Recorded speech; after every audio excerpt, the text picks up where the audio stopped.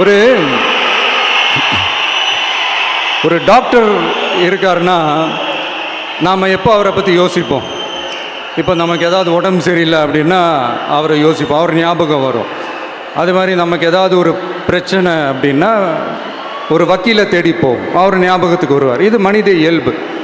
அந்தந்த பிரச்சனை வரும்போது நம்ம அவங்கவுங்கள தேடி போவோம். ஆனால் ஆன் அ டெய்லி பேசிஸ் நம்ம சும்மா சாப்பிடும் போது கூட நம்மளை அறியாமல் ஒருத்தவங்களை பற்றி நினைப்போம், நம்மளை அறியாமல் அவங்களுக்கு நாம் நன்றி சொல்லுவோம். அந்த மதிப்பிற்குரிய அந்த மனிதர்கள் வேற யாரும் இல்லை, விவசாயி விவசாயி விவசாயி.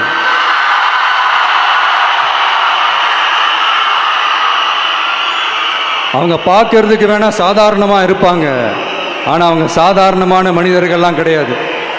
இந்த உலகத்தையும் மனிதர்களையும் படைச்சது கடவுள்னு சொல்லுவாங்க, ஆனால் அந்த கடவுளுக்கே படையல் போடுற உயர்ந்த மனிதர்கள் தான் நம்ம விவசாயிகள்.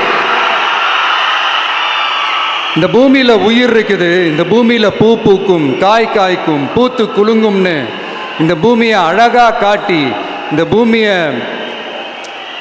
சாமி ஆக்கிறதுல இயற்கையோடு சேர்ந்து நம்ம விவசாயிகளுக்கும் ஒரு முக்கிய பங்கு ஒன்று இருக்குது. அதனால் நான் ஏதோ ஓவராக ஏதோ சொல்கிறேன்னு நினைக்காதீங்க. எனக்கு இந்த அடுத்த ஜென்மம் மறுபிறவியை பற்றியெல்லாம் எனக்கு தெரியாது. அது உண்மை அப்படின்னா அடுத்த ஜென்மத்தில் நான் ஒரு விவசாயி குடும்பத்தில் பிறக்கணும்னு ஆசைப்படுறேன்.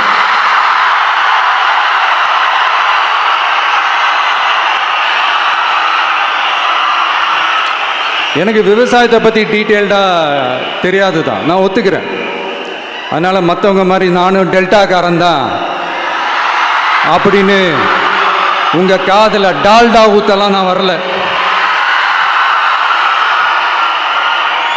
எனக்கு விவசாயத்தை பற்றி டீட்டெயில்டாக தெரியலனா கூட அவங்க படுற கஷ்டங்களை பற்றி எனக்கு நல்லாவே தெரியும்.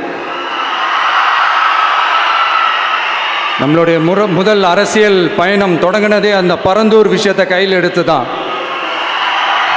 அதனால் நம்மளுடைய இந்த ஆட்சி அமைஞ்சதும் தீர்க்க வேண்டிய முக்கியமான பிரச்சனைகளில் நம்மளுடைய விவசாய பிரச்சனைகளும் ஒன்று.